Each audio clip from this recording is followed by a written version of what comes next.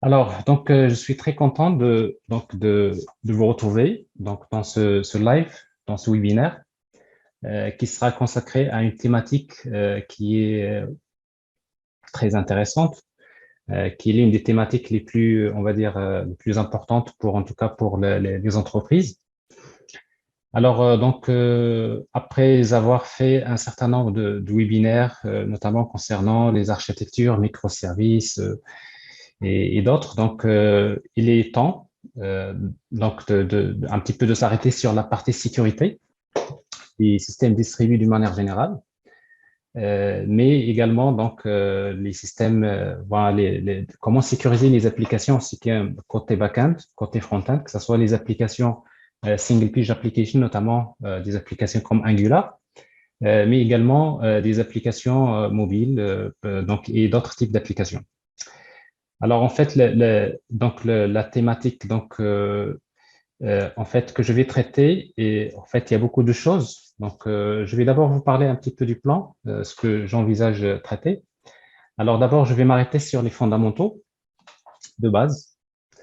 Alors c'est vrai que ce qui nous intéresse, c'est surtout si le O2, OpenID Connect, surtout comment utiliser Keycloak pour en fait sécuriser des applications, que ce soit côté backend, côté front-end.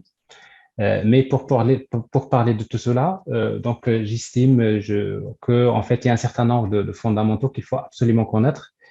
Et ces fondamentaux-là, ça concerne la security challenge, notamment un petit mot sur comment sécuriser les applications monolithiques et comment sécuriser les systèmes distribués, donc c'est-à-dire en termes de problématiques. Ensuite, je vais parler rapidement des deux types d'authentification, stateful, stateless, notamment stateful en utilisant le classique session et cookies, et après stateless en utilisant la notion de tokens. Je vais passer rapidement également sur quelques rappels sur JWT, JSON Web Token. Ça, c'est également fondamental, donc il faut le connaître. Et après, je vais passer rapidement sur quelques failles de sécurité. Bon, l'objectif, ce n'est pas de parler des failles de sécurité parce que ça, c'est autre chose, mais particulièrement, par exemple, la faille de sécurité cross-site request forgery, c'est quelque chose qui sort à chaque fois donc, quand on essaie de sécuriser les applications, donc il faut comprendre ce que c'est.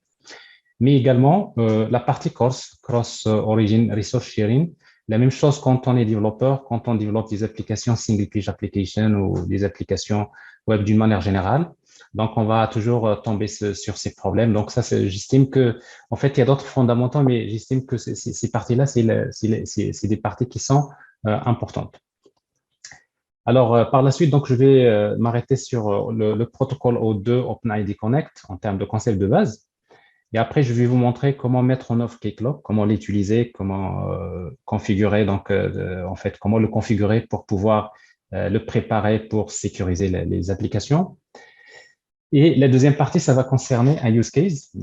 C'est une partie qui nous importe en plus c'est-à-dire la partie qui nous importe, c'est comment sécuriser les systèmes distribués en utilisant Keycloak. En fait, ici, il ne s'agit pas de développer une application à sécuriser, mais on va voir, en fait, il y a des exemples d'applications que j'ai déjà réalisées, que j'ai partagées, en fait, sur GitHub, qu'on va utiliser. Donc, c'est des applications non sécurisées. Et après, nous, on va essayer, donc, je vais vous montrer comment les sécuriser. Principalement, il y a une application sous forme d'un microservice Spring Boot avec une API RESTful. Il y a une application, un microservice, toujours Spring Boot, mais qui est basé sur GraphQL. Et après, donc, il y a la partie frontale, notamment avec Angular. Les deux premiers microservices, donc, on va voir, on va utiliser ce qu'on appelle le mode d'error only. Et bien sûr, la partie Angular, donc, c'est le public client, dans laquelle on va essayer donc de parler des deux cas, parce qu'en fait, il y a deux façons un peu en fait sécuriser, soit utiliser ce qu'on appelle le front channel, qui est basé sur des redirections vers Keycloak pour se faire l'authentification.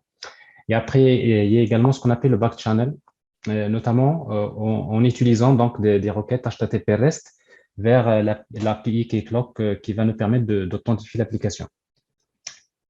Alors, donc ça, vous voyez, donc c'est un peu chargé. Voilà, donc il y a beaucoup de choses. Donc, si vous avez beaucoup de café, vous avez intérêt à l'avoir à côté de vous. Si vous avez des enfants, euh, il vaudrait mieux que ce soit à côté de vous parce que là, il y a beaucoup de choses. Donc, ça peut durer pas mal de temps. Donc, voilà. Donc, je vous invite à prendre les dispositions donc, pour se concentrer. Il y a toutes les choses sont importantes, mais bon, donc, ça demande, si vous avez un peu plus, on va dire, beaucoup plus de ressources comme moi, donc vous allez patienter. Donc, c'est très riche. Donc, il y a plein de choses que nous allons apprendre.